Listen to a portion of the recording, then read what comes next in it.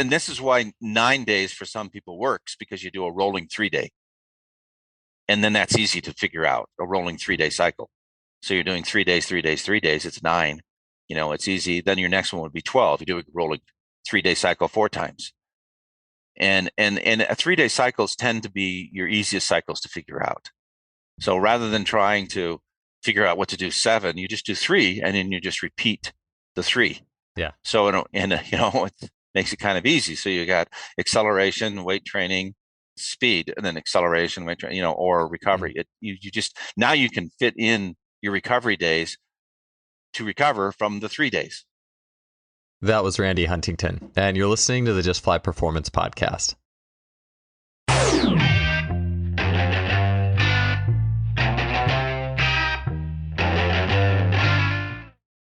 Today's show is brought to you by Lost Empire Herbs. You can get 15% off my favorite herbs for well-being and athletic performance by heading to lostempireherbs.com/justfly. About 3 years ago, I got into herbalism after having Logan Christopher on the podcast, starting with the Phoenix formula, which literally had my body buzzing after I took it. Not in a jittery way, like coffee, but in a way where I really felt the herbs working with my body. Within 2 weeks, I was already noticeably stronger in the weight room. And ever since, I've made herbalism a regular part of my training regimen. I've totally ditched any sort of caffeine-laden pre-workout, and I really enjoy using supplements that come directly from the earth. Lost Empire Herbs was started by Logan Christopher and his 2 brothers to help bring back the lost empire of nature and our connection to it, and to bring the power of herbs to the general public. Again, if you want to see my favorite herbs, such as Shilajit, which has been mentioned by other podcast guests on this show, Phoenix Formula, and more, as well as get 15% off your purchase alongside a 365-day money-back guarantee, head to lostempireherbs.com/justfly. Welcome to another show. It's great to have you here with us. 3 weeks ago, we had on the show Randy Huntington. It had been 4 years since I interviewed Randy, and recently Randy has had tremendous success working for China or coaching their national team, and particularly with the success of sprinter Su Bingtian, amongst many other athletes who have done very well. But Su Bingtian in particular set the Asian record in the 100-meter dash. En route to that 100, ran a 4.07 second equivalent 40-yard dash, and also broke the split time world record of the 60 meters. So last show, Randy spent some good time talking about the ins and outs of building the world's greatest accelerator, talked a lot about sled training, resisted training, special strength, and a whole lot more. And we didn't get to nearly all the questions, and so Randy was very generous as to come back and lend a lot of his time to these shows and these talks. And so we'll cover the questions this show that we did not get to last time. On today's episode, we're going to get into Su Bingtian's weekly training setup. And then Randy will also get into a lot of ideas on how he creates training setups in general for improving speed. He'll talk about the priority of rest and how he uses rest to decide how he will space out the weekly work. Randy will also speak on the topic of training density and how he modulates this with training cycles of various lengths. I think that it's probably the easiest for sure, and also the most common, just to stick with the 7-day weekly cycle and just come up with all things you can do within one training week of 7 days. Randy goes outside of this box, which is always like this mind trip. It's like, whoa, you can do something else than 7-day cycles. And so he'll talk about 9-day cycles and 10-day cycles and 5-day cycles and how he'll utilize those with track and field athletes. Randy will get into detail on how he uses water training to help athletes recover, and as well as just a general training method. He'll talk about tempo sprint training, his version or the way that he sees overspeed work for speed training, and a whole lot more. This is the companion and an awesome complement to what you could call part 1 of Randy's talks on Su Bingtian's training and then his training with his athletes in general. And this is just great material for coaches in any discipline, no matter what athletes you're working with, where you're at. This is awesome knowledge from a coach who's been in the game for over 45 years, has trained Olympians, world record holders, has worked with elite athletes, and then also youth athletes, and is just such a wealth of knowledge. So without further ado, let's get on to the unofficial part 2 of my recent talks with Coach Randy Huntington. Randy, it's fantastic to have you back on the show. We got through, I wrote like probably 8 questions for you. I think we got through 2 of them in an hour and a half, which was the best shows. So anyways, it's great to have you back. I'm really excited to get to it here. Great. It's good. And I'm glad that we got through 2. maybe we get through two more now, or we get through more.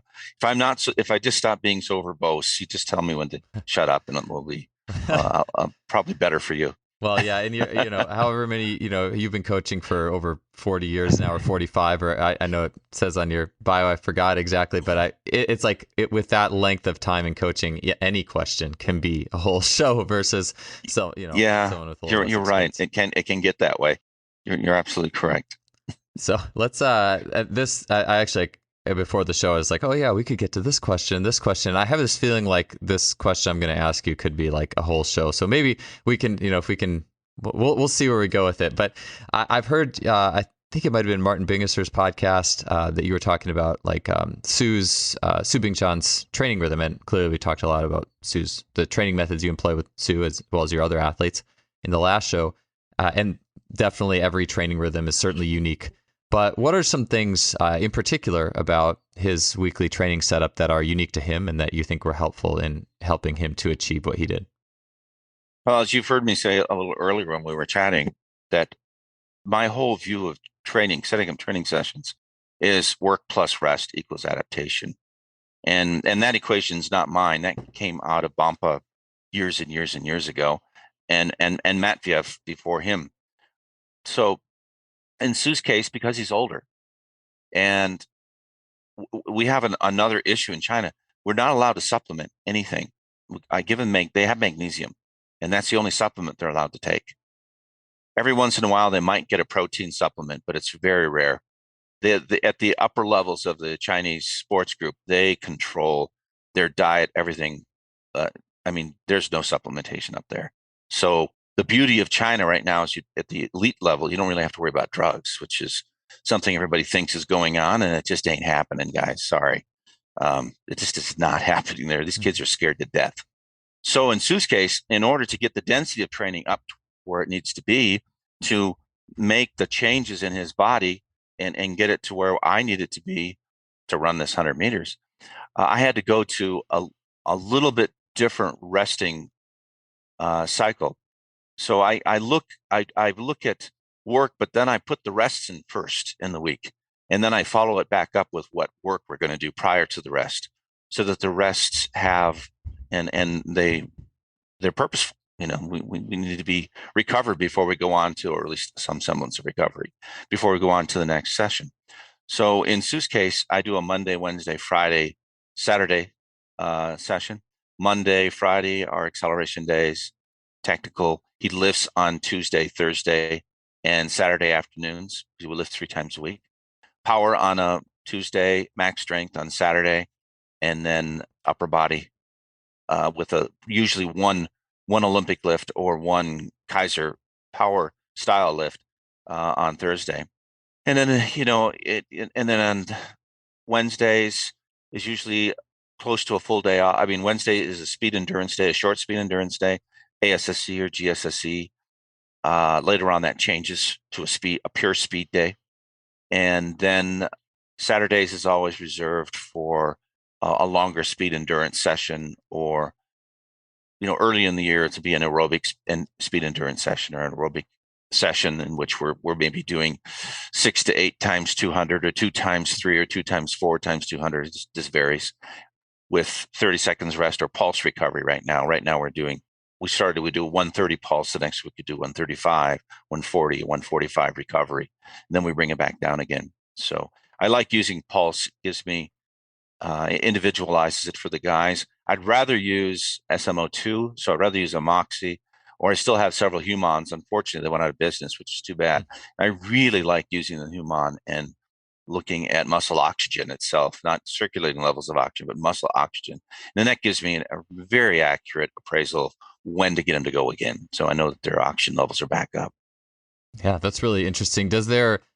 It's funny because in my mind had always thought, oh yeah, just 2 or 3 minutes. It's kind of for tempo, and I'm sure it's in some cases maybe that fits a large bell curve of individuals to some degree. But for sure, you mentioned, absolutely. You mentioned the Moxie though, and someone who I've had a few individuals discussing the Moxie and how athletes who are like strong compressors, as I imagine someone like Su or these an elite 100 sprinter has the potential to be a very strong compressor.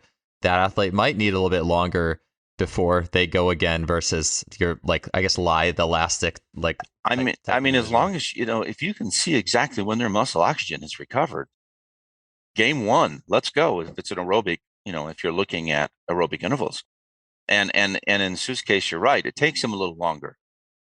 And the really, really fast guys typically don't have that type of physiology. And I have, with Wang Chun Yu, the 800-meter runner, she'll come out and she's ready to go in 25 seconds, and the guys are like, what the heck, and she's running with them, and they're not used to seeing a female run repeat 200s in 30 seconds with them, or 32 or whatever. And those come down eventually. We'll get down into the sub 24, sub 23 level on those later on in the year before I get rid of them completely. Yeah. So I'm glad you brought up tempo. Actually, that was a buried question that I'm happy to. I'm glad you covered it a little bit. And if you could put yourself on, like, I guess it's different for every athlete, of course, but like, maybe I'll start by saying this is for it pretty much in the majority of sprint situations. I've seen it where, like, there's a tempo only one time a week, and the other days might be circuit days or some other way of developing general fitness. What's your approach in deciding how much and how often to apply tempo type sprinting with athletes? Well, I do tempo twice a week. So we actually do tempo on the lifting days. Okay. So we're doing tempo or full rest, but our tempo is oftentimes in the pool. Oh, got it. Okay. So we go in the pool, deep water, and we'll do, we'll do sprints in the pool, or tempo sprints in the pool, rather than running them more. I'm going to not beat them up as much. And this is an age-based thing. And that way, I also am enhancing their recovery because of the different pressure between feet and neck, and so you're pumping all the waste products out of their body. They're suspended, so you're suspending the skeletal system, so you're opening up the joints, and you're allowing them to rehydrate in a sense. It sounds kind of stupid to say, but in the short run, that's what they really are doing.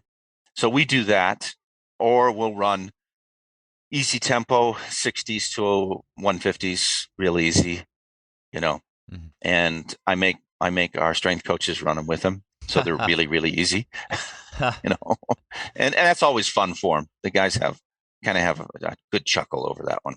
Yeah. It's really hard to get people to run slow. It's harder. That's the hardest thing to do, So tempo, most people do tempo and they end up doing it way too fast. I like I agree with that. I think it's very easy to athletes' competitive natures just to take over and then messing with the recovery of the session or whatnot. And I'm sure if you're monitoring with the heart rate and the moxie, that makes it a lot easier for them not to. Yeah, it does. It does. And if you get a strength coach who can't run 14 seconds for 100, then they're not going to run very fast because they've got to lead it. So, and my strength coaches are all young guys who don't know much yet. So they like to get in and mix it up with these elite athletes. They usually can't last the whole time anyways. So. Yeah. I love that though. That was one thing I really enjoyed, is that in my experience working as a full-time strength coach, is that whatever strength coaches would go do sprint workouts with me, that was always awesome. Like getting out of the gym and going outside the track and doing, or even one of them who was a basketball strength coach actually did some hurdling workouts with me, and he hadn't hurdled. And I'm like, this is awesome. But it reminds me of like there was like squat October and Dead December and all these things, and someone finally made a sprint timber, and so I was like, yes. And so that's at least some people have to do that. I think that should be a requirement for strength coaches to get out. You got to have it fun. Yeah. And I mean, strength coaches usually are strength based, and they aren't normally running based. In the beginning in the NFL, almost all the strength coaches that started out were all track and field guys. Really? Yeah, almost every one of them was a track and field guy. Mostly throwers, but some weren't. But back to the other part. So that rhythm, we don't do a lot of circuits. On the Thursday afternoon, if I feel like they're a little beat up, I may give them come out. By the way, we do hurdle mobility in our warm up anyways every day, so that doesn't count. But we'll come out, and I have a separate warm up in which they can pick any 3 longer circuits and do the circuits very slow. I usually don't even want to be there because I don't want to mess with them. I don't want anything for that. I don't want them thinking about training. I just want them to go through the movements, talk, have fun, be stupid, whatever they want, but get their bodies going through more mobility style, getting the mobility back in the joints, given that they just come off of some good heavy lifting that morning. They had upper body, so they did their speed endurance the day before, then their upper body, and their bodies are kind of like not ready to go again. And so I utilize the circuits on that Thursday afternoon. Cool.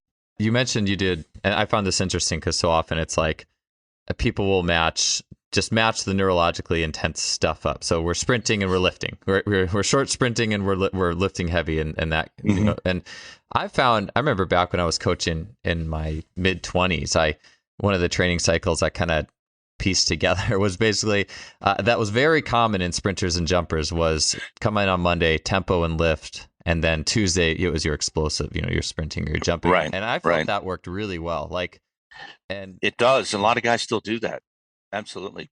Well, by the way, our Monday session is in the afternoon, but our Monday morning session is an activation potentiation session. So I didn't say that, but we don't do our starts until the afternoon. So we don't come in. Yeah. And then the next morning I give them a chance to rest. Next morning we come in and hit the weight room. Got it. What does the activation session look like? I mean, are there weights in that? So I'm trying to kind of piece together the week in my head. But an activation session there is different drills, different rudimentary jumping drills, kind of little things that just get their bodies to wake up from the weekend, or even just from Sunday, if nothing else. In China, and this is specific to China now, you can't give them a lot of time off.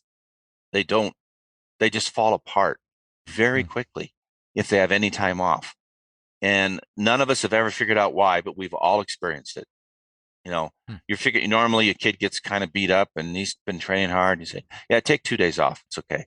You cannot do that with a Chinese athlete because they'll come back and you lose the whole next week. They're done. It's not emotional. It's physical. They just cannot train after that. 2 days off and they're finished. Now, as they've progressed more through the style of training that we do in the West, it doesn't happen as often, but it still happens. That's really interesting. I mean, do you feel like that's, are there any other, I guess, groups of athletes you've worked with that you feel like is that pretty much totally unique? Like that? No, Koreans were like that too, because for the most part, the Chinese and Koreans did not do intensity training. Their training was very moderate and mostly, actually, it was a lot of tempo style work. Interesting. So do you think I kind of going off a little bit, but I do find this that's all right. We've gone off the cliff a few times. Go ahead. Do you think there's I guess maybe, I mean, I've never been to China or Korea, but it strikes me that very hardworking in general, as a culture, as a general. They are. And they like to work, which means that volume is their master. Yeah, it's just I kind of think about almost these unconscious things, whatever area of the world we're in, there's almost this I don't know, you call it zeitgeist, this kind of vibe that it makes even I don't know, it almost would seem like if you tried to go against that just general vibe of this culture and training, even if it might make more sense on a few levels, maybe that's not going to be in there. I mean, obviously they at least need to. You have to train specifically at some point, right? But I just can't help but maybe think about how the link between culture and general thoughts and of. Oh no, it's a real one. I mean, people think that you go to another country and you just bring what you're doing there, and it's been successful, and voila, you're done. No, that's not how it works. Anybody who's trained people from another country knows that there's a lot you have to overcome. And in China, the biggest one was that they were married to a high volume training system. Same thing in Korea was the same way. I can't speak for Japan, but I think they were similar. Yeah, I know in swimming, I think they are similar. Yeah, and they've changed the quickest. So it's nothing for them to go out and do, let's say, their their speed training session was 10 times 120. Wow. And we're all kind of going, huh? What? That's not speed, guys. So our first several years there, my first several years was just trying to define things for them. Defining, I mean, their jump sessions, they'd jump for hours, but they'd never do any approach work. They had one sprint session a week. It was 6 times 60 meters. That was it. And so these things are parts of the cultural change that have taken place in China, which has allowed, with Reina, with Xia, and I'm glad to see Xia back with Reina now. This is going to be really good for him because he's a talented kid and a really good kid. And he missed not being able to train with Reina for the last year and a half. That system changed. My system, of course, was more high intensity. And then you have to have recovery. I mean, you can't. So much of things that happened in the 80s and 90s, and we were fighting this for those of us that didn't want to go to the dark side of drugs.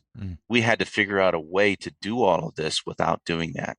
And that magic word density of training becomes the magic word. How do you increase density without ever going to the dark side? And then it's when you start looking at obviously nutritional ability to help increase density or recovery, because density is all about recovery. Water, that's how I arrived at water. I just want to say, how can I get these guys to work as hard as I know they need to compete with the guys over there that are doing this stuff?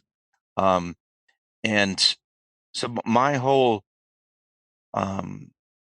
philosophical approach has always been recovery based first, because I'm never going to go to the other side. It just isn't going to happen.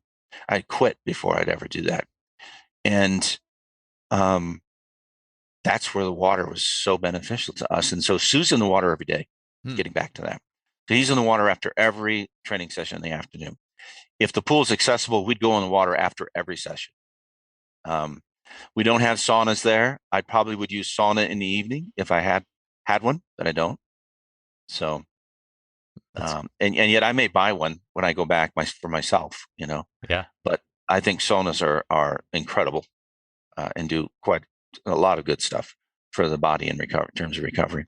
Yeah, I that's been on my list, is actually to get a sauna here at the house. I went to it was Rafe Kelly's Return to the Source retreat, week long, just in the woods in Washington State, up near Canada almost, and we would do parkour stuff like all day. And I remember one of the days I was the most sore was the night that I spent probably the most time in the sauna, and whoever was in it was one of those traditional Finnish saunas where someone was spraying the rocks with water. I mean, it was awesome, but so the guy who was in charge of getting it so hot, like I could barely even breathe, but I felt so good that that was by far the furthest I took myself in the sauna of all but the next day I felt so good, as if I almost didn't even train the day before. And from a soreness perspective, it was amazing. And so, were you doing the cold plunge as well? There was a there was a little pond that was right a few feet away from the sauna. Yeah. So it wasn't super cold, but it was cold enough that it was good. It was pretty. I mean, probably 65 degrees, 70. So it was I took my NFL guys up because it was in Bellingham, and my friend has a beautiful sauna that he built, and then he had a horse trough, a circular horse trough next to it, and we had to break the ice off the horse trough. That's how cold it was. And these guys, I mean, in the sauna, it is great, and it is one of your best recovery methods, I think, that you can do. Blood work is a common analysis in the regime of elite athletes. It quantifies many dimensions and metrics of an athlete's physiology and helps one to see windows of potential performance improvement. Today's episode is also sponsored by Inside Tracker. Inside Tracker was founded in 2009 by leading scientists in aging, genetics, and biometrics. The company uses a blood test and patented algorithm to analyze your body's physiological markers, providing you with a clear picture of what's going on inside of you. Inside Tracker then offers science-backed recommendations for positive diet and lifestyle changes. In using Inside Tracker myself, it was truly fascinating to see the many metrics of my own physiology, looking at things like hormone levels, inflammation, blood oxygen-related metrics, and much more. If you are interested in an Inside Tracker analysis, for a limited time you can get 25% off the entire Inside Tracker store. And to get that discount, head to insidetracker.com/justflysports. Yeah. I love that you mentioned the water, though. And it's funny because as I've been talking to you, I think about all these, in the whole world of coaching, there's all sorts of coaches doing different things. And one of the coaches who's intrigued me a lot are that there's the Marinoviches, or Marv Marinovich and his brother, and they did like the super cats a lot, and where they're pushing down. And I asked you the question last time about slanted versus flat surface or whatnot, but they also did a lot of work in the water. And it's just interesting where I see like these things being used, and I would agree with you. I love the water. I just like the natural compression, the weightlessness. When I was working with swim at Cal, I would, on my recovery day, I would try to go swimming and do whatever strokes the usually volunteer assistant taught me. And I was a horrible swimmer, relatively speaking, but it was fun, and I always felt so good. And yeah, if you could do that every day, I would totally agree with it was so nice at Cal when I was coaching there, because Tony and I were just, brothers. I mean, when I walked in and I saw the pool there the very first day, I'm like, he does water recovery, and then it was like, this is slam dunk. Tony's ability, even though some people may and not thought he ever accomplished as much as you could at Cal. People don't realize how hard it is at Cal to begin with. Academically, Cal is a challenge, more of a challenge than almost any other school I've seen. But his use of water to help with these the women, because the men were somewhere else, was incredible. And so I was just so glad to see another coach using water. And that was 1984, Yeah. That I was at 84, 86 at Cal. Yeah. It's definitely, I think, and especially hearing you talk about it too. And it was back in my first coaching years at Wilmington College. I had a lot of times it was, and I wanted to get back to your kind of the tempo lifting and then the speed days, but it was Monday tempo lift a lot of times. Tuesday was a speed, short sprints, plyo stuff, jump stuff, and then Wednesday a lot of times was in the pool, especially once it got cold out because we didn't have an indoor track. And I always think back to what made that school had a lot of success. Wilmington did in indoors historically without an indoor track, and I think some of it, a lot of it was, one, just an overcoming attitude and mindset, but two, I do think they got in the pool more. And I think that was really beneficial as I look back and I think about all the things of it that they had available. The pool is right there next to their training facilities. Oh, that's great. My rule for the water, particularly with Chun Yu, is if your feet touch the ground, the next place it goes is to water. You can substitute any training session in the water. I don't care, because I know what the benefits are. And if you just think about it for a second, water is denser than air. And if you start moving and doing as high a speed sprinting as you can in water, you're training all your hip flexors at a level. I mean, you come out of the water doing that, next day, your hip flexors are a little fried. They're like, they're not working as good as they did yesterday. Yeah, because you fatigued them. You work them better. There's almost no better way to do hip flexor work than to get in the water, and shallow water to sprint, but you can do deep water. But it's nice to have a foot reflex back into the hip flexion. So your psoas, rectus, they all get worked really, really hard in the water. And because water is denser too, when you move, you find the best pattern, because you can't go like this in water. You're eventually you groove your movement pattern even better. Yeah, that was one thing that I learned particularly in my time at Cal as a strength coach for swimming. Was I really enjoyed just learning more about swimming. And one of the things I remember hearing is like, you can't fight the water, meaning you can't almost hit the water with this predetermined, like, I'm going to enter it this way and I'm going to overcome it. No, you have to work with it to allow your body to find, like, there's so much working with the medium in it, and it's very reactive. And the way you said that, it reminds me of that learning. Yeah, I mean, our most of us in track and field learned interval training from swimming. We learned energy systems from swimming. Whether it was Ernie McLeistow or people like Norv, or just forgot the coaches at Oregon, and then of course Doc Councilman, who many of us learned from, anyways. So. Yeah, the water at my age. Yeah. Yeah, think about it like, the Chinese elements, or the air, water, wind, earth, like just kind of like different areas of the sphere that we can learn from it. The water has a lot to offer us, and no one talks about it. So the water for me serves for Su the ability to let him do the density of training I want him to do and need him to do. That's what we're doing with it. So with that, yeah, and like that, it's interesting. So that would, I mean, imagine when you say you lay out a week, and it's like, how can I recover enough? Like, it's almost like you're laying out the recovery modalities to like First. to first Yes. to say, Yeah. okay, how can I lay all this out to let me do more stuff? And that's interesting. I mean, I can say like I'm 38, and I've kind of hit a little bit of a wall at about age 35, where it was like very like whoa, like like everything kind of started going down, and it was really really this past year where it's like, okay, I have to do. And I think we sometimes get caught in this mindset of like just the explosive stuff. Like it's everything Mm-hmm. centers around that so hard. But I found that I got a lot better result if I planned out all these like small like remedial exercises just to build my capacity, and then I get to do some heavy neural stuff here, and I get to do some heavy neural stuff there because I was doing more of all the other work.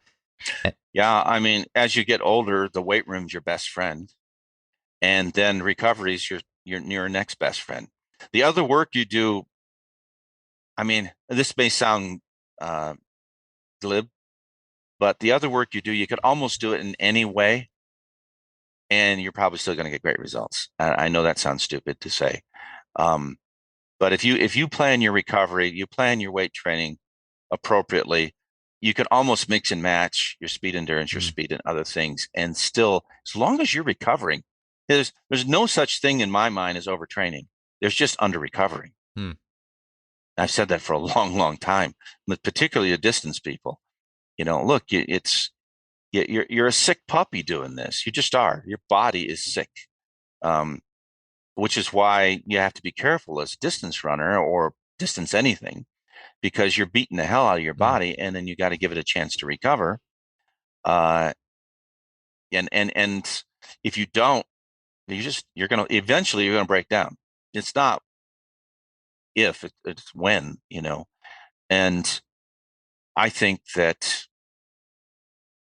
by focusing on recovery first, you're able to then identify exactly how much volume and how much work and intensity you can put together to allow them to then recover for the next session.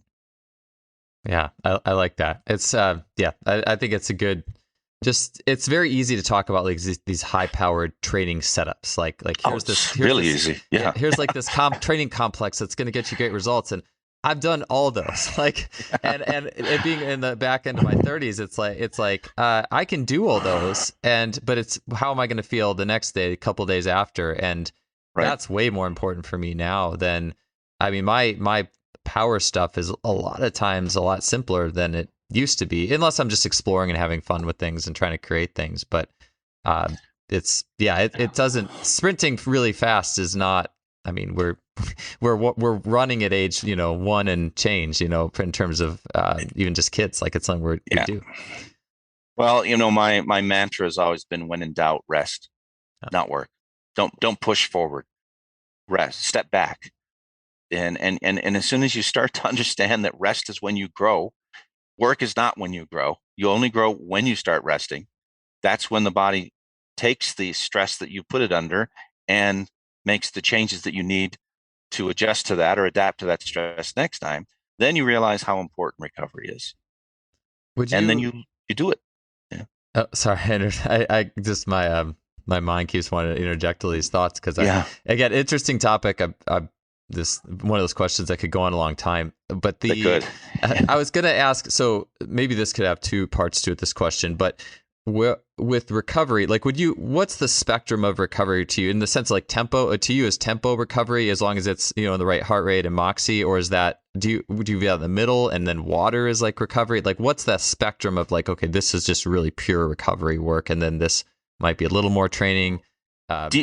Deep water is pure recovery work to me. Nutrition, the right nutritional supplements, is recovery work to me. Massage is recovery work. Sauna is recovery work. Sleep is recovery, the main part of recovery. Cycling, if you're not a cyclist, is recovery work. Tempo is still work. Is it recovery? It definitely can enhance. There's no doubt. But I wouldn't make a steady diet out of it because, quite frankly, the human body can't handle continuing to do that. They're going to break down eventually. There's only so much gravity-based training you can take. And so your goal is to find a way to get enough gravity stress and then back away from the gravity stress, and then add the gravity stress again, then getting back away and recovery from the gravity stress. And if you keep adding gravity stress, eventually you'll break down if it's too much or too intense. With kids, you certainly can do a little bit more of it because you are trying to get some of the tenderness adaptations and things like that. And you may have to do that with collegiate kids because they may not have it from their high school programs. It's hard to say. We don't have the same quality elasticity fascial groups that we used to have, I think, in the past, which means they're more subject to injury than they used to be. But I'd have to talk to a college coach to know that for sure. But from what I'm seeing, that seems to be the case. That's why in China, these kids are doing high volume work when they're young. The problem is they keep that same system and apply it to the elites, which, we all know that just doesn't work. And and the opposite definitely doesn't work. Don't take an elite system and apply it to a youth. So this is something the Chinese have learned. I think it happens a lot in the age group track in the US where they see workouts that elites are doing and they apply it to kids. And then the kids burn out and they leave the sport before they hit their peak, Yeah, for sure. It's easy. I think it's easy for coaches to get confused when they only work with one age group and it's like high schoolers, and lots of roads can lead to some success on that level, even in the overtraining road. But then how are they going to be helped at the next level and beyond that if they choose to go there? Right. And I made a habit earlier in my career to leave the elites for a while and go back to middle school or high school. Yeah. And just observe and watch and try to help and see what was going on, because you can forget the fundamentals real easy. It doesn't take long because you're working with these horses that are just incredible specimens of athletes, and you forget that they may not have the fundamentals. So most of us at the elite level go back to the fundamentals at some point, or should go back to the fundamentals at some point. I love you've said it, I think either the last podcast or the very first one we did, but going back to coach middle school. And I just think that's so critical. Like no matter where you are, or even just if it's just finding a way to volunteer with youth sports or something, like just work with youth. It's just so you can experience that spectrum, because it's so easy to get stuck in kind of that one place. Well, and as elite coaches, we oftentimes get asked questions, and quite frankly, if you're not down in that trench with them, you can give them a lot of wrong answers. Yeah. It's real easy to give wrong answers to middle school and high school coaches. And when I usually lecture, and not knowing what the mix of the group may be, I'll ask, are there any middle school coaches in here? And if there are, I said, please stand up. And I'll tell people, these are the most important people in this room, because what they do is what determines what we do with the elite athletes. If they miss the boat here, then we got to make up for it later on. And when someone is out of college, they need to make money and they have the financial pressures, you don't have a lot of time to go backwards to make up for the things they didn't get in junior high and high school or club. Yeah. Getting good. Like it's almost like if you think of what would be the biggest benefit to the world of coaching, it's not actually more like elite level coaches who really know how to train people. It's just getting better coaches in the middle school and especially high school spots. I believe that. Without a doubt. Yeah. I mean, I love talking training nuances. Like I could talk about it all day, but at the end of the day, it's like, man, if we could just get, just more good coaches in on those young levels who really want to learn and give the kids what's in their best interests and not just what they did or, man. That would be... as an elite coach, if you want to call me that, I don't use that name myself, but one of the things that you realize after a while, and then this may sound kind of negative, and it's not meant to, it's just that after you've done it over and over and over again, you sort of lose a little bit of the spark in doing it. And when you can refresh that spark by going back down to middle school and high school, and the kids are so appreciative. They're fun. They're just, there's not a lot of appreciation shown in elite sports anymore. I mean, it's kind of, people just, it's such a tough thing that there's just not much time for appreciation.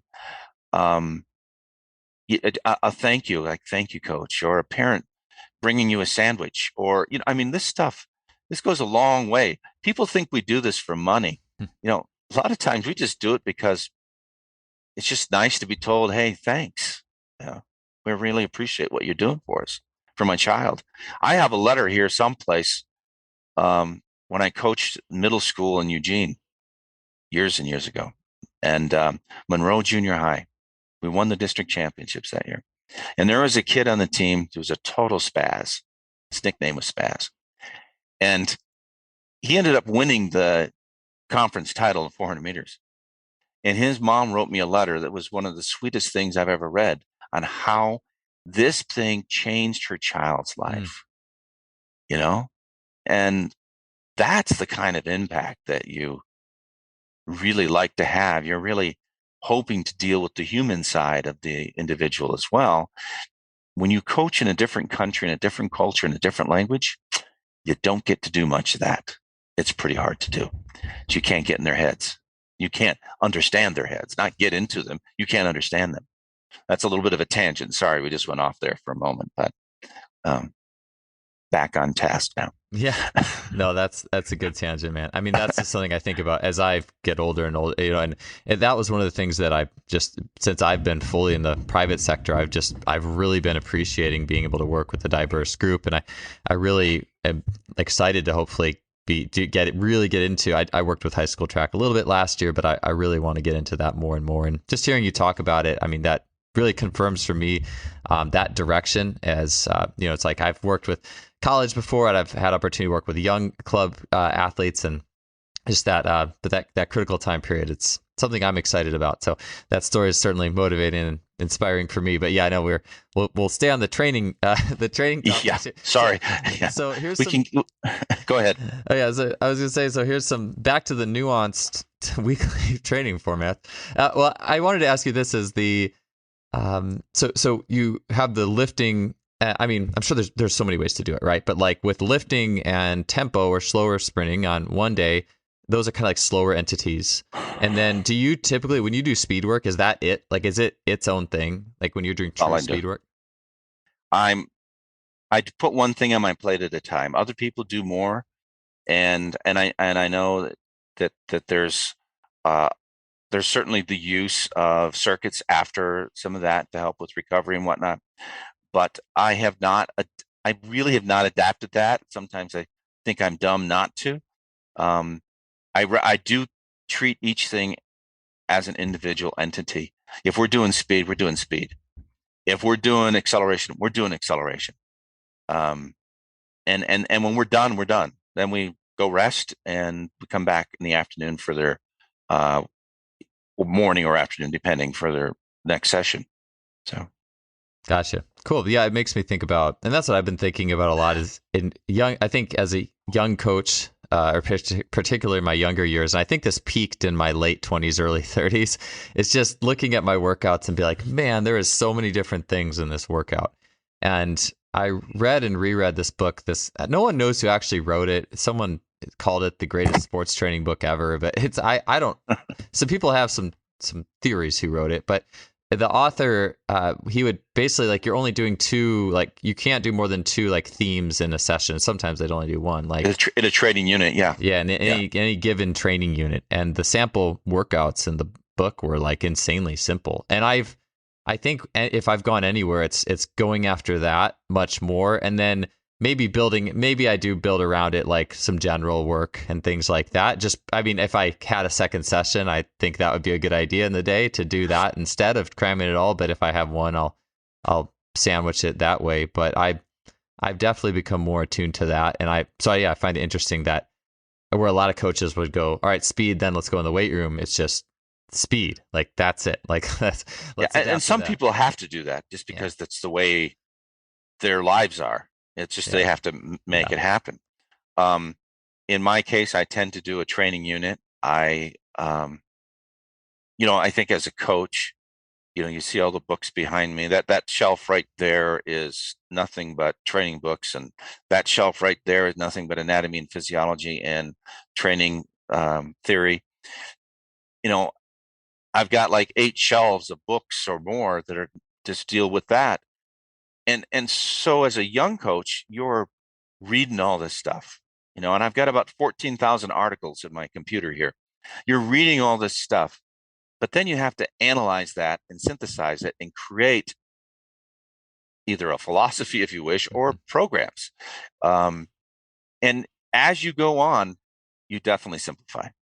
It gets simpler and simpler. It doesn't mean that you leave things out. It means that you learn what works and what is fluff. And, for instance, in China, there was a lot of fluff. They were fluff, just a lot of fluff.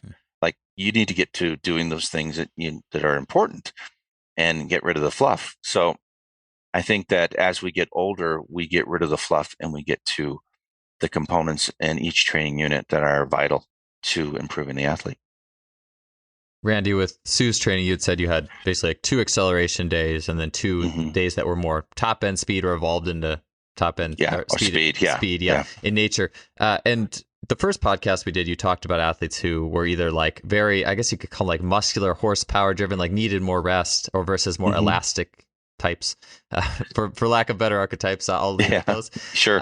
But it seems like Su would fit into the more archetype. Oh yeah, without a doubt. I mean, if you look at him, if you look at him versus a Olympic weightlifter, they look very similar. In another life, maybe he could have done that, I guess. He probably could have, because he comes from that area of China where most of the Olympic lifters are from. That's interesting. I wanted to take a quick break from the show to tell you a little bit about our sponsor, simplyfaster.com. Simplyfaster.com is a fantastic coaching resource, not only on the level of their blog and all the information they put out, but also on the level of their online store. With the click of a button, you can see and purchase the technology that is utilized by so many of the world's great coaches. In simplyfaster.com's online store, you can have access to training technology such as blood flow restriction training, timing systems, including the Freelap timing system, bar speed tracking devices, a variety of resistance training machines, such as the K-Box, and also Kaiser training units, which Kaiser training units being strongly recommended by sprint coach Randy Huntington, for example. You'll also get access to motorized sprint training units, such as the 1080 Sprint, force plates, and much more. You can check that all out by heading to simplyfaster.com. That's simply with an I, faster.com. Let's get back to the show.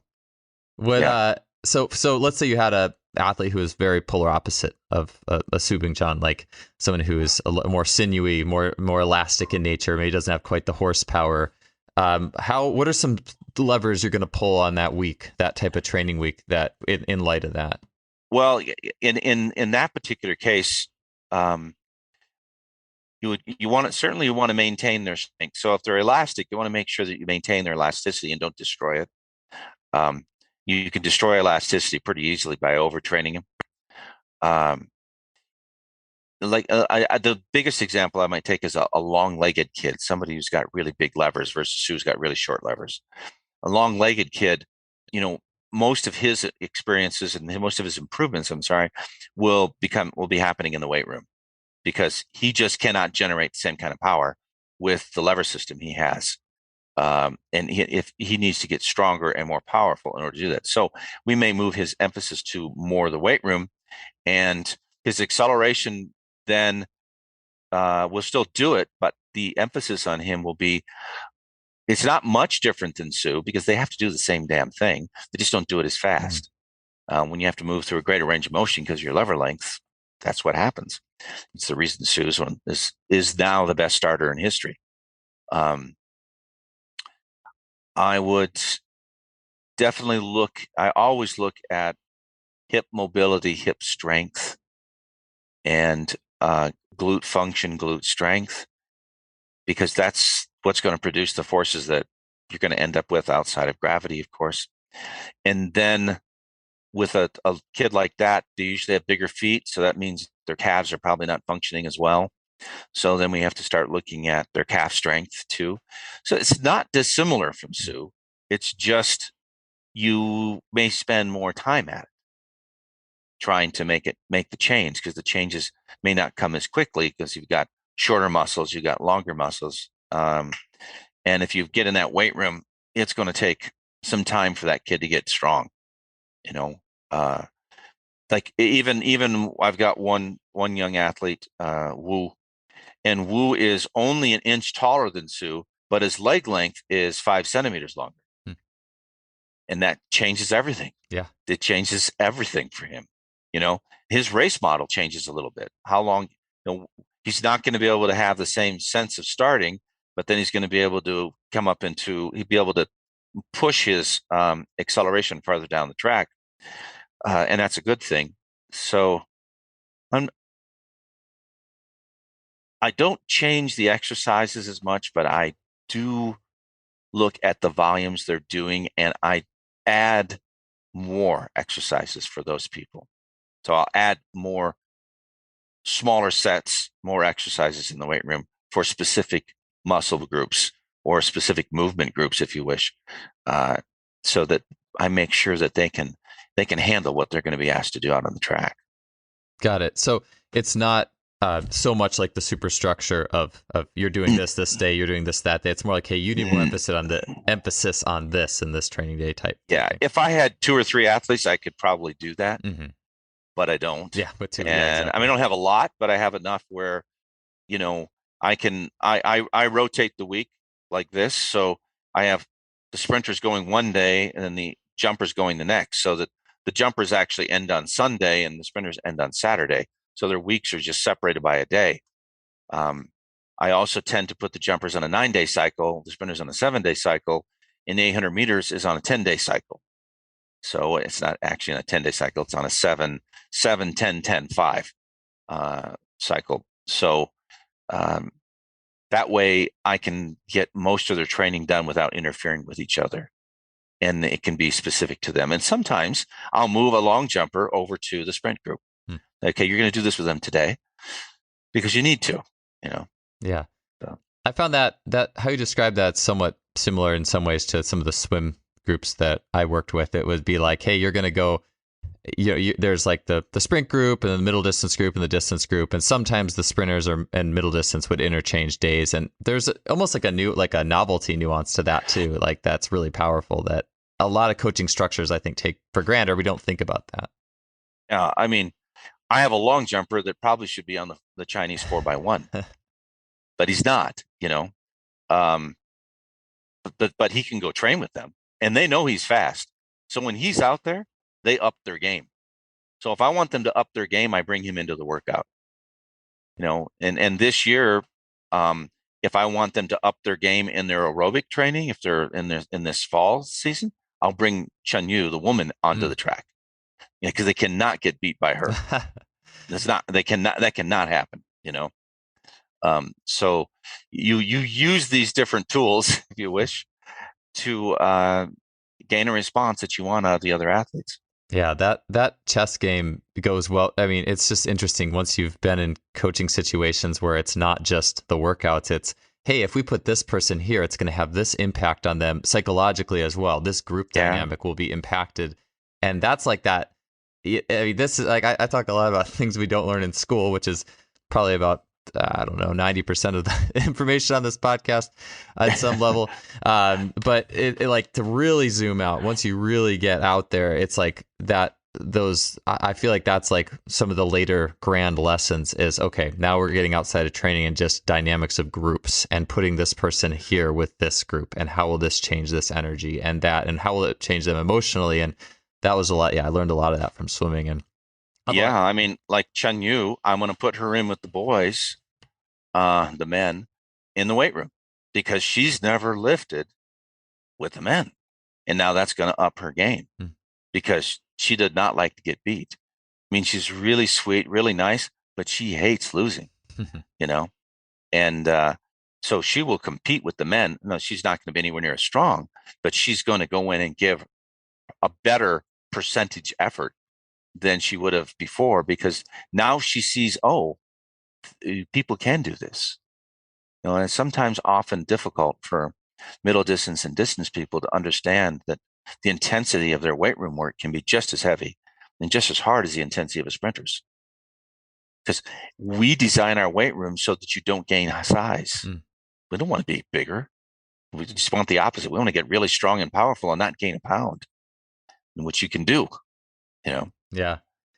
Yeah. That's really cool with that. It's just more, the more knobs you can, like the more dials you can turn and the ways you can help athletes to adapt, and the situational element that's like, it's a very human level thing. And Yeah. it's really enjoyable to get into the specifics of that. Okay, next question, because I know you're gonna run out of time here again. I am, but that's okay. All right, well, it kind of fits with this a little bit because you mentioned it. You mentioned the fall, so I was going to ask you a little bit about seasonal stuff. So, in terms of fall, like just major shifts, fall training, winter training, competition. Like, what are some principles or thoughts you look at with the long term? Well, the fall training is, the normal fall training, which I still have never had a normal fall in China. Like right now, they're training. I'm not there. I'm here in the U.S. Last year they were there, but I had no medical support. Or the year before we were together, but we didn't have any facilities. I mean, the right facility. So we've never had a fall that would be doing what I want or need to do to optimize their abilities. And that's what this is about when you start talking the 100. I mean, now with Su running 983, my goal is to get him to 982, and 981. It's not to get him to 970. It's, we're now working at 100th of a time at a time. And and this particular fall, in my fall sessions, I tend to make them more volume based, more drill based, still a lot of recovery. We do go in the pool and do training in the pool. The weight room becomes more important because this is where we've got to get their bodies ready so that their potential for injury is reduced, which is the first reason for going in the weight room anyways. I mean, if you're going in the weight room only to think performance, you've missed out on the real key, and the key is reduce the potential for injury. And then we'll look at the performance side after that. So at this time, they're doing a couple right now. They're still in a similar situation. They're doing a couple acceleration days, but they're really easy. We're not in blocks yet. We're not in spikes. We're doing some 150s, and then another day we're doing 200s separated. So we're just trying to get their bodies kind of back into the feeling that we got to train again, because they took a long time off this year after COVID, then the Olympics, and then they had the national games in China. So we didn't finish until the end of September with another primary competition, like the Olympics again. We had 2 Olympics this year. And next year we're going to have World Championships and Asian Games. We have 2 major championships again. So in the U.S., it'd be like the U.S. Championships and World Championships, similar, or European Championships and World Championships. So for us, and then come into the winter, then we'll put the spikes on, start spiking it up, and the pattern in the week stays the same, but the volume gets reduced a little bit in certain areas, and I have to play with that. Never quite sure which volume is going to be exactly right for each athlete, but it will change for them. And you change it daily while you're sitting there. It's biological. It's never, the plan is not meant to be set in stone. And I've said this before, I think you've heard me say it, that as you get older as a coach, and as you've done more and more of this, and your library has all that stuff in it, you are dealing more and more in the unknown, and you're dealing more and more in more variables than you can control. And so as you go farther and farther and deeper into elite coaching in general, you create more and more doubt about what you're doing. There's more doubt, not less doubt. Like, did I do that right? Because you're looking and analyzing and realizing, wow, there's so much more here we could be doing, and we're not doing it. How do we fit it in? When can we do it? Which is one of the reasons why I go to 9-day cycles, sometimes, so we can fit in everything I want to fit in if they need it, if it's needed. Yeah. And I normally, to go back real quick, I normally start out the fall with 4 9 or 4 10-day cycles. 40 days they're in that cycle, so I make sure I don't hurt them. Because the whole key is don't get them hurt in the fall. With the cycles, it's, I mean, I've never taken on the 10-day cycle thing, and I don't know why. Not that I don't believe in it at all. Maybe it's just to keep myself sane with the, like more things simple, if that makes sense. Like, okay, here's one more thing I can at least keep in my general structure. But the more I understand about why, the more likely I am to be like, okay, like this, maybe here's something that we can look at. And maybe I think of what you're saying. Tell me if you agree with this, but you talk about last podcast, like, let's do 2 sled reps. If we do a third with the same weight, that can be too difficult for the nervous system. So maybe we just go 2 and a drop, 2 and a drop. And you said if you want to push the nervous system, maybe we'll do 3 or 4, something like that. Would it be maybe I'm trying to relate it to why extend a typical. You only extend for recovery. Oh, got it. To get more. It's all about recovery. Yeah. The extension is about allowing yourself to have enough recovery from the stress that you just apply to them, so that they're ready for the next one. Oftentimes in 7 days, you're creating density, but you're not you're not giving enough time to recover. So you open that up. So as I'll take it through the year, I have less dense, and then I'll slowly, as they adapt, I'll increase the density. And then when you want to peak, you decrease the density again. And so you start thinking more density than you do intensity or volume. And of course, they're all related, but the density of training becomes that word that we don't use often enough in our training talking. Yeah, it's really like like I said, it's like, here's the thing that could confuse me, but the way you put it is so simple. Like it's just a density. So you could even, I mean, would it be like maybe in the 10-day cycle you have the same amount of intense workouts as a 7? That's harder, but you just have more rest days or easy days or tempo days. Exactly. You easily could. You could also put in another day. You could have it so that it has, because then it allows you with 10 days. With 7, you got 7 days to work with, which means your recovery days really are only 2, maybe 3. Sorry, full rest day on Sunday. But with 10 days, now you may be able to put in 4, and which means that your intensity can go even higher, and your volume can go a little bit higher if you need to, because you have more time to rest. Yeah. And I think a 9 and 10 day cycle is probably the optimum for a sprinter when you really look at it. But in our society, it's hard to do anything outside of a 7-day week because that's how we're programmed. Chun Yu does not, like I said, Chun Yu does a 7-day, a 9-day, or a 7-day, 10-day, 10-day, 5-day, or a 7-day, 9-day, 9-day, 5-day, because the 5-day is a full recovery cycle. I don't need a whole week for that, but she's still working during there. But she's got 5 days.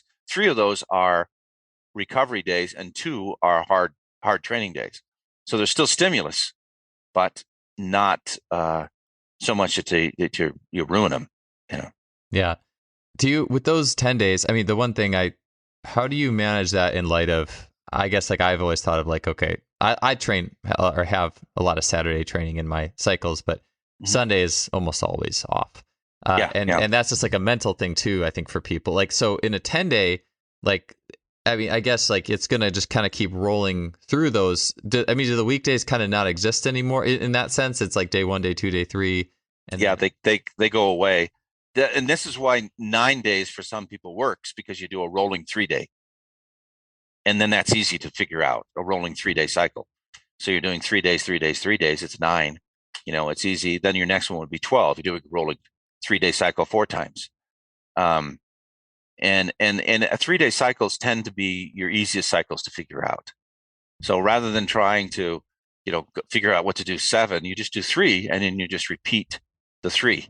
Yeah. So it makes it kind of easy. So you got acceleration, weight training, speed, and then acceleration, weight training, or recovery. You just, now you can fit in your recovery days to recover from the 3 days. Yeah. That makes sense. That's, if I ever go beyond the 7, which I probably will now, the 9, I'm going to do the 9, because I do a lot of 3 days. Yeah, I do a lot of 3-day type stuff. So that'll fit in pretty easily. Yeah, it works really well. 3 days, 3 day rolling 3 days are pretty easy to program. Cool. Yeah. Uh, so in the course of a training year, Randy, and putting in like I've in the book Easy Strength by Dan John and Powell and they talk about like saving your ACE cards or like when in the year are you going to put, and I think about this a lot, like when in the year am I going to put in those like more intense, more stimulating training methods? You said like they'll go into spikes in winter, which, that's a step up in terms of like Kaiser machine work, like depth jumps. I know we'll talk about overspeed, how you utilize it. How do you manage the bigger players in the training year of the athlete? Well, typically you're doing all those things all year round anyways. And all you're doing is varying the volume during the course of the year. So you never leave speed, you never leave acceleration, you never leave strength, max strength, and you certainly never leave power. So during the course of any cycle, you're doing those all the time anyway. Mind you, the first 4 cycles, you might not be doing it in spikes and as intense, but once you spike up, you're basically in a similar pattern, just varying the intensities. A 3-week, 1 week down, 3-week, 1 week down, 4-week cycle, or a 4 or a 599. I mean a 7995 or whatever, so that you're now keeping all the components that you need to train still in. You're just varying the volume and intensity of those components throughout each one of those cycles, microcycles, if you wish, during the course of your mesocycle, all year round. Then when it comes time to peak, now you start pulling stuff away. And peaking is an art. There's some science to it. I mean, my omega wave shows me I use my omega wave to show me when their neural systems are back on. So when their DC numbers are way up. And once I see that, now the middle distance runners, I also look at their CV system to make sure that they're ready. And I've done it for 20 years with it, so I've got a good idea what's going on. But without having that omega wave, and I need to go back to this for a second, the omega wave, and now the Aura Ring, and any number of the other ones out there that are doing HRV, without having that, you really don't know what you're doing to the athlete. It's just good guessing, like you said, 3 minutes, 2 minutes, 1 minute, yeah. But when you have the Moxie or the Human, or you're using the omega wave, you're seeing exactly as you can get what you're doing to them, and then you know how much you need to recover them. And I think that without having that ability to view recovery, I don't know what you're doing. I mean, I don't know how the first time I sat down with Val and the Seedkin and talked about omega wave, sitting in a little restaurant in Seattle in 2000, he said, because you heard me say it's work plus rest equals adaptation. I'm looking at him going, you mean that I can measure my adaptation now? And he goes, well, yeah. Game over. Okay. Now I know what I can do. Now I know how much work. Now I know I can play with my 2 variables and I can measure the adaptation. I mean, otherwise your adaptation is you're guessing that they're getting better and hoping that they're getting better. And, I mean, quite frankly, human bodies, you can push it pretty hard and it's going to get better. But we're trying to win gold medals, set world records and national records and things. And it's a different game. Yeah, I feel like with, actually, for me, I haven't had much experience at all with Omega Wave, so I consider myself a bit of I don't know if you want to call it professional guesser, but I definitely understand that. Like, it's a guess. And I thought of it this way sometimes with if you're in that route where you don't, and the thing is, I have a Moxie, actually. I need to use it more. The computer that I got to work with it, because I have a Mac and it's PC, the computer is like, doesn't work very well. Anyways, not important. By the way, have you got the shorts now? Oh, Exogen shorts or the Moxie shorts? No, the Moxie shorts. Oh, I do not. You need to have the Moxie shorts. Yeah, if you're going to use the Moxie, put the Moxie shorts on. Got it. Yeah, it's going to change the readings. It's not going to change the readings. It's going to change how you're going to be able to use it. Yeah, noted for sure. But I was going to say, within like the realm of guessing, I feel like you always will find where the athlete is once you get into the meat and the potatoes of the workout. But by then the question is it too late? Because if you're doing speed on the day and you're trying to hit your, I don't know, you're doing like 460s and they're fast and they run the first two and they're crap, then that now the athlete is like a little depressed about it probably, and you're not going to get a great adaptation. So it's like, well, if I can find a way to figure this out before, that's what I need to do. And are they ready? Yeah, are they ready to do that workout? Do you know? I mean, I'll look at Chen Yu's here in a little bit because I've got to write her workouts, and look at how she reacted in her Omega Wave over the last 9 days, and see where she wasn't reacting well, and change those workouts a little bit. It's the beauty of it is periodization, but it's not periodization on paper. It's periodization applied to each individual. Because now you're looking at their ability to adapt. And periodization is nothing more than writing stuff to show you or to track adaptation. Yeah, to be able to record that. I think for me, my personality is very much just how I'm kind of wired is very much off the hip. Feel it out intuitively, know how it went. I do get a little bit into it when it comes to program writing, but maybe part of it too is I haven't had access to that type of thing. It's always trying to almost figure out how to work around it, if that makes sense. If you don't, that's why I have such high hopes for the Aura Ring. Yeah, and then because it's simple, you can put it on. Mine's on right there. You can put it on, and you can get this feedback without having to put a belt on and measure in the morning, wake up, da da da. It's doing it automatically. I'm hoping that because of that, more athletes will then come back to doing HRV analysis, because I think it tells us a lot we need to know. Yeah. That definitely the art of monitoring, somewhere that I definitely need to improve in as well. Get more versed. The art of rest, need to get more versed. It's the art of adaptation. Yeah. Yes. Yeah. It's the art of adaptation is what it is.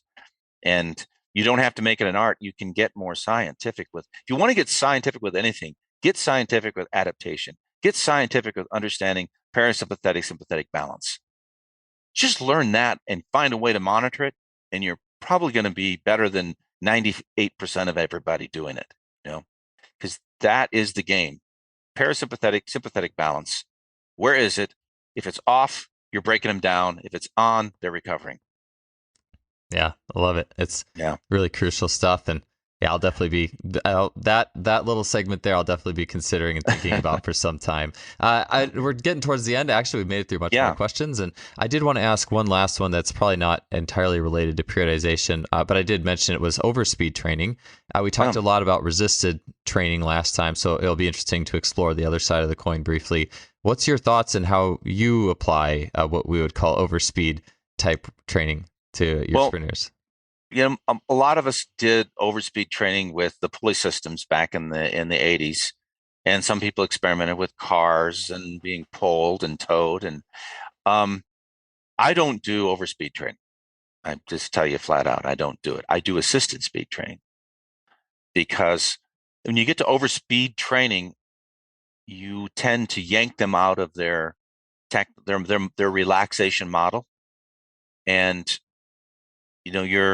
you can, instead of doing overspeed, you put them right on the edge with assisted speed. They're still relaxed. And then you have to pick out what you want them to actually work on in the assisted speed. Is it ground contact? Is it force to the ground? I still see assisted speed as a technical session. And you don't do very many of them. 3, maybe. I don't go much a bit beyond that. For instance, with the 1080. So with the 1080, we'll look at the pulling force. We use about 6 or 7 kg for pulling force, but then we look also at the resistance of the foot when it hits the ground.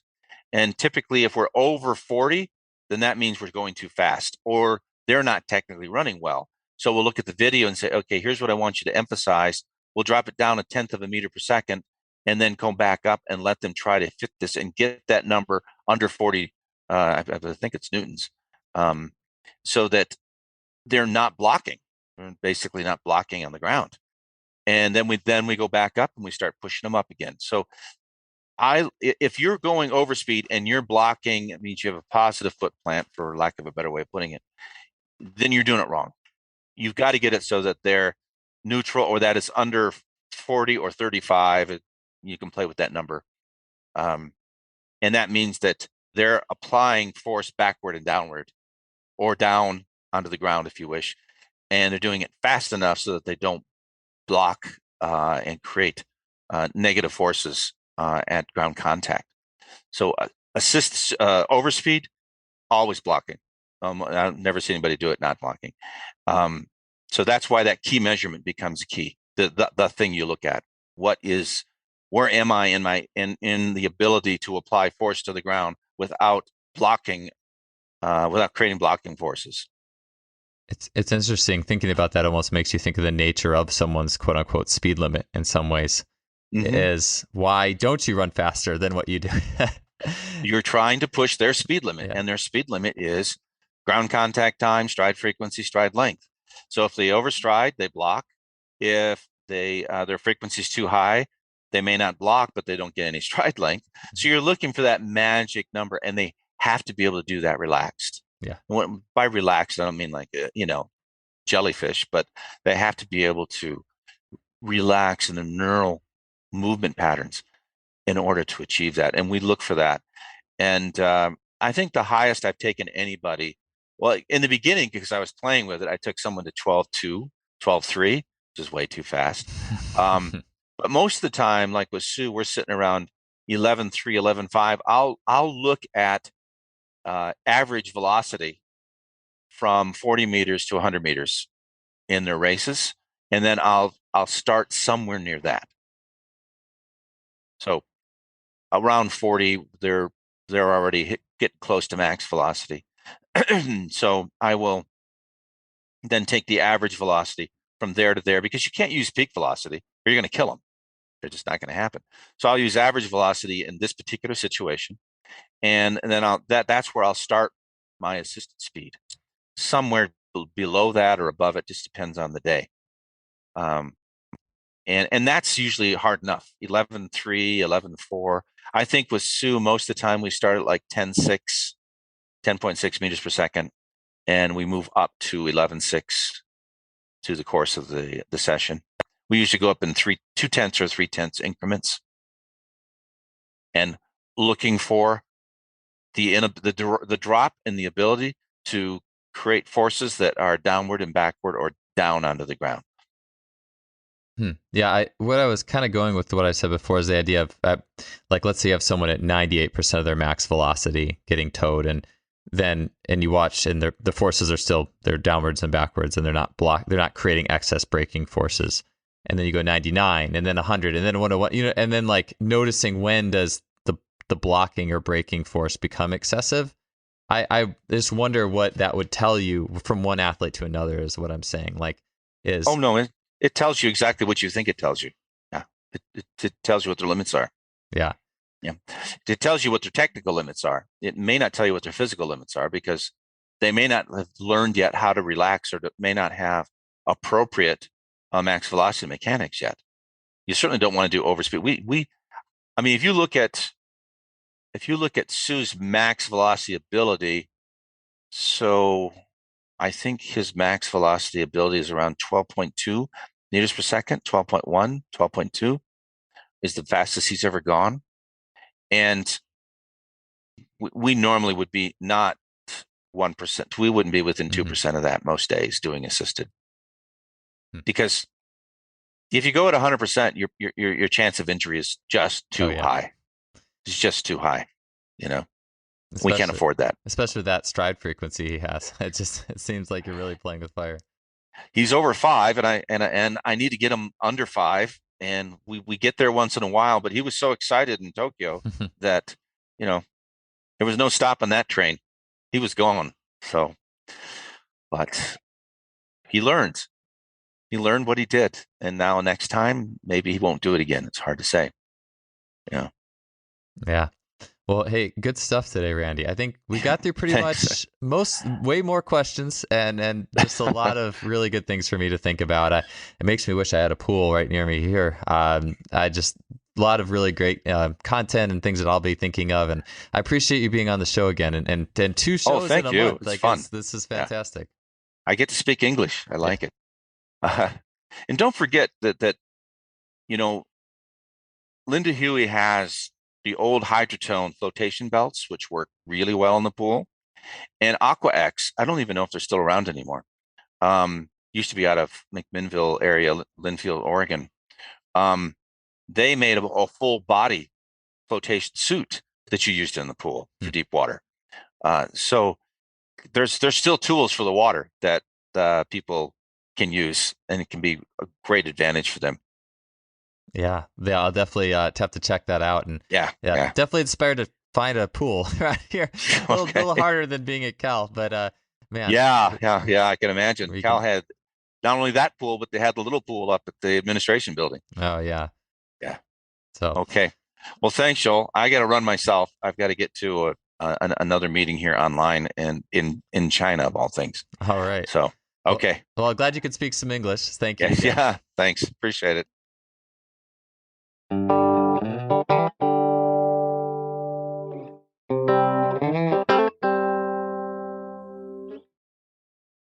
Thanks for tuning into the show. Appreciate you all being here. If you enjoy this show, this series, what we're doing, you could really help us out by logging into your podcast listening platform of choice and shooting us a rating or review. I'd really appreciate it. We'll see you guys next week with another great guest.